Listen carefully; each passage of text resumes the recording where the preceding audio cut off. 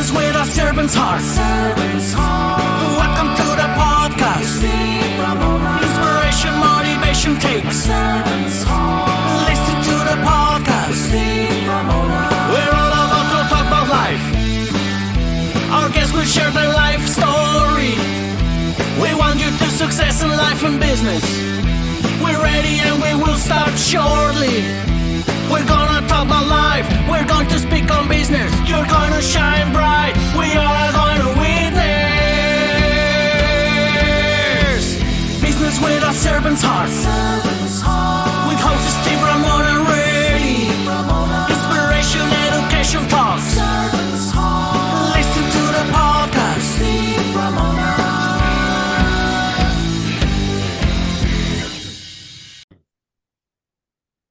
Welcome, everyone, to Doing Business with the Servant's Heart podcast. I'm your host, Steve Ramon. I'm thrilled to have you join us today. This podcast is dedicated to exploring the idea of doing business and living life with a purpose, serving others, and yes, achieving success. We believe that when we approach our work and our lives with a servant's heart, we can truly make a difference. I hope you all out there want to make a difference. That's the big part of this show. And we also created this show for you because we want everyone to be motivated, inspired, and educated to make an impact in your world. A servant heart is going to impact your world. Hey, whether you're an entrepreneur, community leader, or simply someone looking to bring more purpose into your daily life, this podcast is here to support you. And audience, you're going to be blown away by this guy. I've met him for 5 minutes. I'm already blown away. But get ready. While you're listening to this show today, I want you to think about how you're going to serve today and what impact you're going to create today. The key word there is today. Let's not wait. That's right. And today's episode is brought to you by our amazing sponsor, Pantheon Alliance. Picture yourself joining an elite community of high-income, successful business owners and entrepreneurs from a variety of industries, all working together to create a powerful referral marketplace and to get educated. It's an incredible opportunity to expand your network and elevate your business to new heights. Come on, Steve, you can read. You've done a few of these. With that being said, as I said, I've only spent 5 or 10 minutes with my guest today. We just got to get to know each other. But this gentleman is a true servant's heart. That's what his whole life's about. And he's going to tell you a story that you're going to love, but we're going to save for that. Jeff, welcome to the show. Hey, thanks for having me. Excited to be here.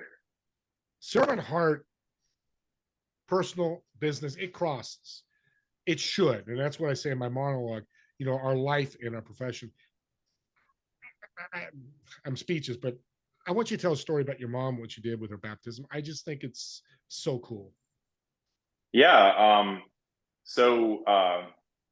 There's all sorts of things that God puts in our way and opportunities that we get. And I know that as I got a little bit older, I started saying yes to quite a few more of these things. And just so happens, I live at Myrtle Beach. And we have an awesome church where in the summertime, we'll do beachside baptisms. And my parents, they travel from Asheville, North Carolina, and they'll come over to us and they'll say, they attend our church and I play the bass. And every once in a while, they'll put the mic in front of me too. So if they want that low Johnny Cash sound, I guess, right? But so they love to attend our church and they just become part of the family. But, through all of my parents' journey, they never were baptized. And now one of the things about that and what made it especially special was my mom around 2020, mid 2020, she has dementia, and a lot of my journey got put on hold, and a lot of things that I did just because I was asking questions and trying to figure things out.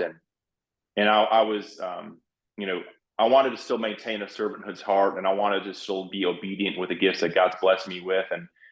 But fast forward, my parents had mentioned, hey, we would like to be baptized. We heard about it in one of your services, and hey, that'd be great if we could do that. And one of the pastors says, Jeff, if you would be open to it, we would love for you to baptize, because they wanted to be baptized simultaneously. So my mom, at this point in time, sometimes she struggles with names and even my own sometimes, but she knows that she loves hot dogs, airplanes, and Jesus. And it's remarkable. And she's as happy as she can be. And I can only pray and that I'm even a tenth of her joyfulness and happiness, if I make it to 75. But to fast forward, I said, well, sure, I would love to baptize my mom. That would be amazing and crazy, and why not? And so my mom, even with dementia, she still has some spunk to her. So and the way you do it at the beach is when the wave comes, you dunk them, right? But the wave that came was not large enough for my mom's liking. So my dad was excited because he got, in his mind, he was baptized, everything was good. But my mom got up and said, I wasn't baptized fully. I need to get hit again because I'm still kind of dry on my right arm or wherever it was. And I looked at our pastor and I said, do I do this? Do I? And he goes, I don't know. Sure, do it again. So the next one I made sure fully my mom was submerged. But what an awesome opportunity to serve somebody that served me so much in her life. Just thankful nights of all the crazy stuff that I've done. And what a small way for me to be able to help and be part of that, and to repay her for all the love that she has given me, and just how she's blessed my life. So what an awesome experience. Yeah, I love that story. I'll never forget it. And audience, I know it's unique to start with a story like that, but there's a reason. He's a servant's heart, and in personal form, but he took action first off. But Jeff's the kind of person you want to work with, whatever capacity that you're talking about. It doesn't have to be Jeff, doesn't have to be me, but always look out for that servant heart attitude, personality. So Jeff, let me ask you, how do you take that servant mentality to your coaching? So, and I'll say this too, maybe a little bit more radical than some are accustomed to. But I read Napoleon Hill's Think and Grow Rich 3 or 4 years ago, and we're asked and tasked to come up with our own personal, mission and vision, our core value.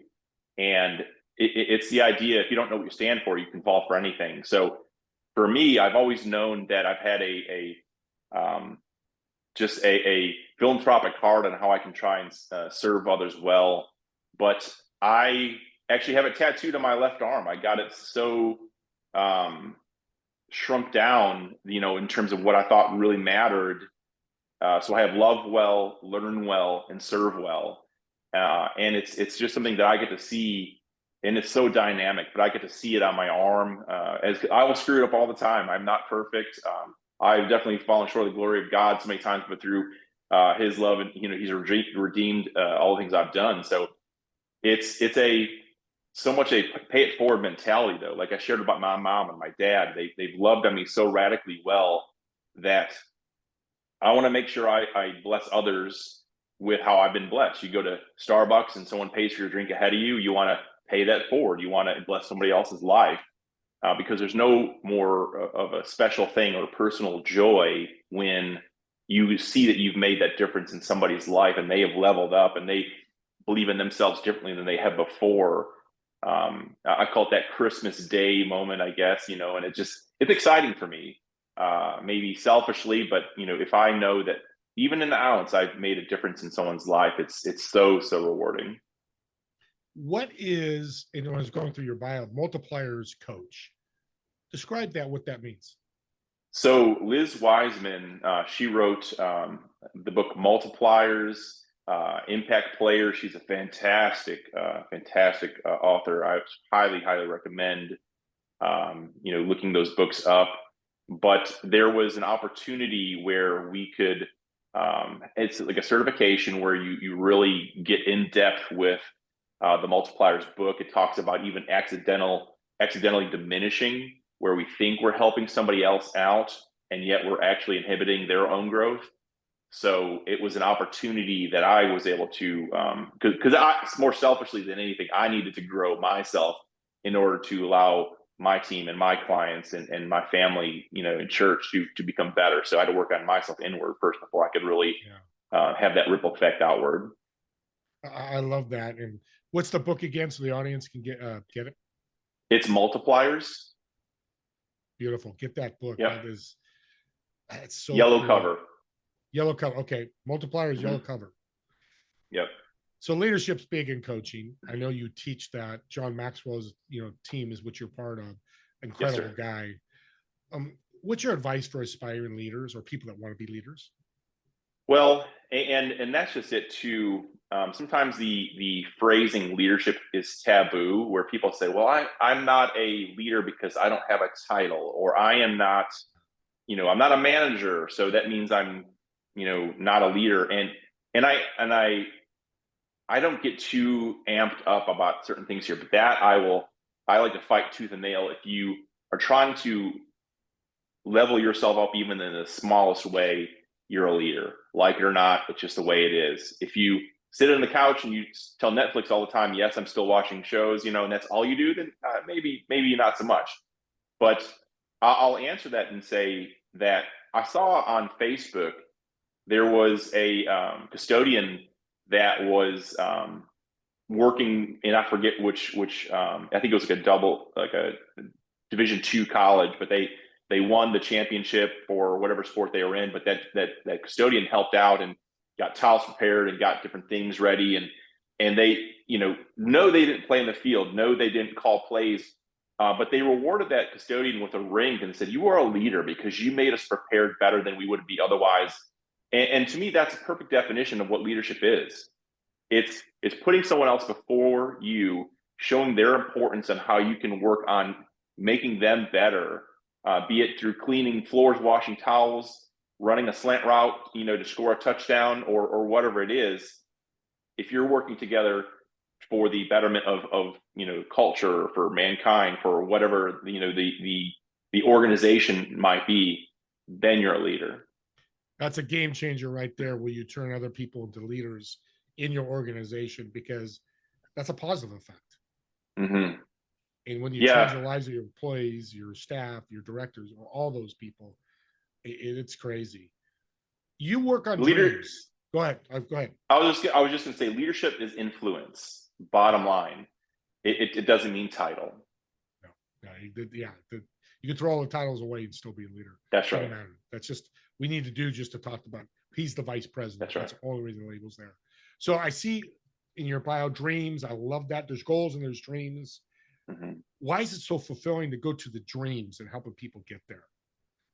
Well, there's so many times where people will have ideas and they'll, they say, it'd be nice if, or, and people don't act on those dreams here. And it's an unrealized dream I wrote about in the book is just called a wish.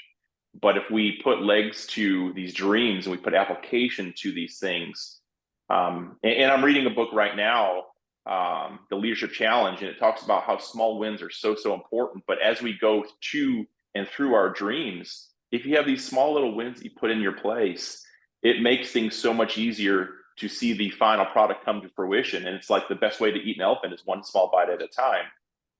So it's where, we wake up every morning and we have the idea. It's like, do I want this to be a wish, or do I want this to be a dream that's being realized?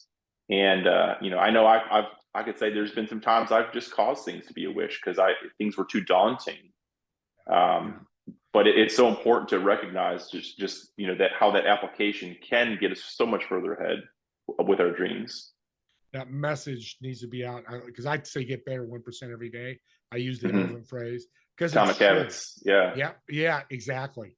Everybody's trying to go for the home run or even the grand slam. It's like, doesn't work that way. Sometimes it does, but probably always not. I played softball, and I was the second hitter. I could never hit home runs. I mean, I could, and I was just not now. I mean, I'm a lot slower now, but I could always outrun the throw, and my batting average was always pretty high, and that's fine. But it's the base hits that cause you to win. It's like Moneyball. It's a fantastic movie. But you're absolutely right here. It's just that small little application, 1% every single day, causes us to level up. That's what athletes do. All those pro athletes, they're not trying to go from 300 to 400 pound bench press or That's right. Run, a 4.8 to a 4.4 gradual, and working towards gradual. That's right. The world's crazy right now. I almost said mess, and it's not a mess because that's a bad attitude, but it's crazy. But what advice do you give business owners with their challenges today? There's multiple. What's advice you can give them? Well, where there's opportunity, I would always say look for opportunities of collaboration and communication.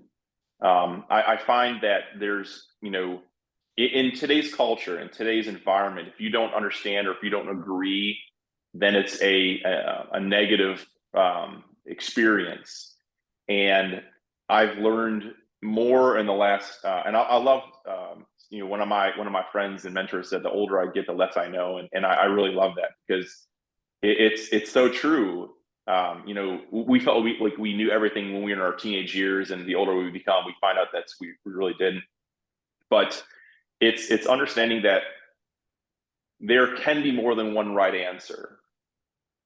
There can be more ways to, and I hate the phrasing "skin a cat." I think that's just it's a weird phrasing, but you get the idea that we sometimes, and that's where my second book came into play, where I went about life with the understanding of this is what you would do.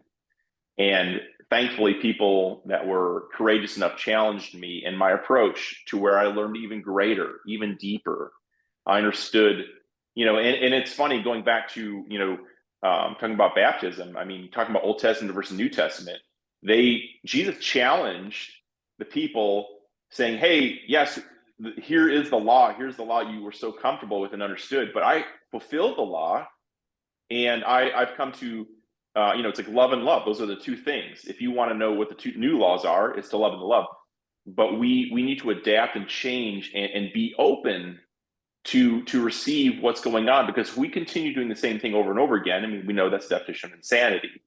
So I would say for business owners that are seeing a roadblock, seeing a wall, people even relationally, if they find that there's just something that's not working, don't keep pushing. That's not going to make it better. Stop, pause, reflect, yield, and see, it's like the gap between, when you're reading the Bible, if you see between different verses, consider the gap between those verses. Consider, and Chosen, the series does a fantastic job of that. But it's recognizing how much actual conversation and thought goes into those things between the period to the next number or the next verse here. So, but just understand that there's more than one way to go about things, and that's usually when success starts to creep in. And that's such a great message to hope. There's just not one way, and if you can't do that one way, you're out of luck. Doesn't work like that. It just gives you a faith and hope, which that's right, is so awesome. Let's talk about your books now, audience. The name of this book is It's Marinating, right? Did I get Still right? Marinating. Still Marinating. I knew I'd yes, sir. When he told me, I thought barbecue right away, but this is much better. And I love barbecue. My wife loves barbecue. It's much better in barbecuing. Talk about the mission of the book and what you're trying to accomplish.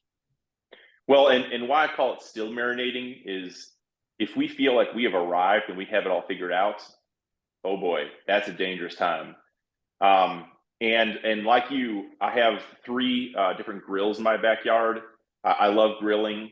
One's a flat top Blackstone. I have a regular grill, and then I have a smoker grill, and they all do different things. And my wife was like, hey, that's too many grills. But then when I make food on it, she's like, that's actually the right number of grills. So she's okay with it.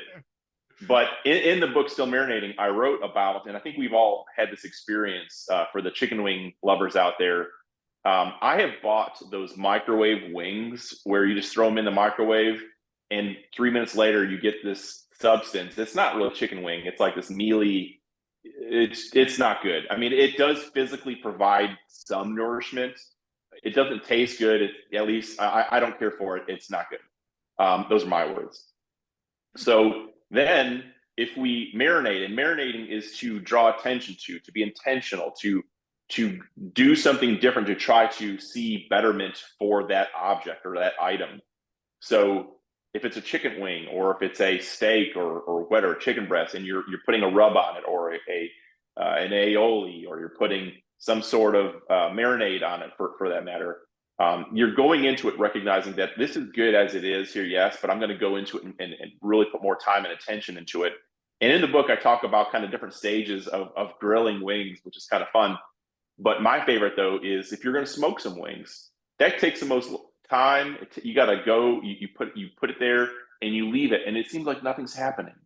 It's like, yes, it's over these charcoals here and I'm getting hungry, but oh my goodness, I guess I'll continue to wait, because I know the product is going to be that much better. And that's, and as a metaphor, we're the chicken wings. The more time and more, intentionality with our growth and just kind of what we're trying to accomplish, the better we become. Would I rather have a 3-minute microwave society wing? No, heavens no. How about a 6 to 8 hour smoked chicken wing? Absolutely, all day long. It tastes that much better, and the product is always that much better. So, as a grill person at heart, I thought it was just a fun, unique title, and just I realized there's so much to that, because we all should still be marinating in so many different things in our lives. Well, you just gave me a new line. I love this. What a great analogy. Your microwave is transactional. Mm-hmm. Your transformation is a smoker. That's right. Wow, that's powerful. Still marinating, guys. I'm going to say it again because I'm loving what he's doing. I'm going to get the book just because I love the title. I'm going to put it up there, but I want to read that because I do that. But I love learning, because then I can share with others, like you're doing today with us. You're educating us and motivating us. We're getting close to the end here. How can people get a hold of you? So I have a site, coastalleadershipcoaching.com. It kind of goes through my services, be it through mastermind course teaching, through one-on-one coaching, wherever the need arises. As you mentioned, Still Marinating is on Amazon. I'm excited about that. Been doing very well, has had great reception. My next book, it's in the publisher's hands as we speak. The other side of the coin, I take the idea of we've never done it that way before, and I try to break it down with different ways, and even with an evangelical approach to it, also about how if we said no to certain approaches, how much further the world would not be progressed. I'm actually, just yesterday too, if some is good, more is better, in a sense. And my wife has so much bias in me, and I'm so blessed by her love and support. Started my third book, talking about belief and belief in oneself, belief in others, so things like that. So that's coming next year sometime. But on Amazon, Still Marinating is available. coastalleadershipcoaching.com is available as well. Great. That's awesome. Let's finish with a big question. Yes. And this is a personal. We're going to learn more about you as a person. So you come to a restaurant, there's a table of 4. You sit at one table. You get the idea where I'm going here. Dead or alive, who are the 3 people that are going to sit in those chairs? Why? But here's the most important question. What food would you order? Ooh. What a good question. So I would say, as I mentioned, my mom has dementia. So I would say my mom from probably 10 or 15 years ago. I miss that version of my mom dearly. Before I was born, my mom had a miscarriage. So between my brother and I have a brother that I'll be able to see, when I pass, and when I see him in victory here. It'd be awesome to be able to get to know Mark, my brother. So that will be so awesome. And this is such an obscure. I have 2 family members, but the one that I want to really just kind of sit back and listen to is Simon Peter, and just some of the things that he saw. And he was such a revolutionary minded person. On an Enneagram scale, I'm an 8-wing 7, so I imagine he probably too was an 8-wing 7, a ready, fire, aim kind of guy. So it's just, I just want to hear stories. I want to learn more, and the Bible comes alive when I read, about him. But it's a living word, but it would be kind of fun to be able to sit with him and just kind of listen and hear what has to be said, and to know, wow, this is pretty cool, and just talk about, as he has pave the way in certain things, tell him about his successes, his failures, what he learned, and how I can then champion some of those things in my own life, so I can try to lead other people to him, and just to kind of move the kingdom forward. And what food would you order? Oh, good. Mexican. I love. But the interesting thing is I don't like sour cream or guacamole. I don't. So, but anything else, tacos, burrito, chip salsa. I love Mexican food, just maybe not all the sauces. I like the hot sauces. But that of course, or chicken wings. I spoke about that for such a long time, but great table, great food. Oh, I love it. Yes. Hey, Jeff, thank you for having a servant's heart and going out there, bringing value and helping people. Thank you for being on the show. I really appreciate that. Yeah, thanks for having me. Blessed to be here, and hope this resonates with your viewers. I'm sure it will. It's resonating with me. My pad's full here. Don't forget my TV show, Together We Serve, every Friday at 2 p.m. Pacific, 5 p.m. Eastern. And as always, me and Jeff, thank you guys so much, and girls, for watching or listening to this podcast. And we look forward to seeing you on the next episode of Doing Business with a Servant's Heart. See y'all.